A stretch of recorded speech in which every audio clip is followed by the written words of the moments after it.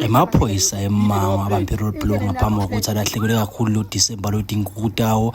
Nyalo yathi uthi nyalo 1 January bayathi ukuthi nyalo bathi awukhanzi mazibithi incumbi emotweni debantu. Awusiyaphila babe njani? Awusiyaphila lesibhuti wami kusamba siyasesha bhuti wami lana Nkosi yami. Kakhulu asiketi ngalokubi. Simaphoyisa eMango sisumkhankaso lomkhulu. Samba siyasesha bhuti wami gogo. Awusalwisesha le moto. Ngabuyisa le moto nayo.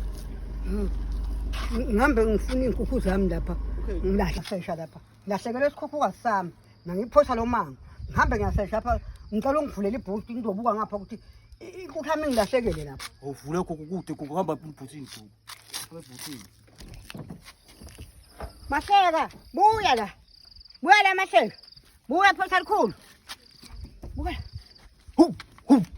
bhuti hawu gogo sikhukukade Nasi ikhukhu sami nasi ikhukhu sami ngisibamba Lonje lokilo wakho lokilo awungayithola bhuti owehlela ngaphandle bhuti wehlela ngaphandle manithola ngizweni inkukhu atenda Ngibona kuna inkukhu lapha buya buto hayi nathi ikhukhu babe soboshiwe babe sibomanjingena ngimanjingena ke mina ngiyathiwa ukuthi icucu likhulu ngijingela ngisengipromotekile nyawo sengilabuya emgwaqweni ngimisa imoto Ngogo loliphoyisa leMango lasenzaweni sawuboshiwe babe under arrest ukutholakala uphethe inkukhu kufuna ngathi isibithe inkukhu masibithi nawe inkukhu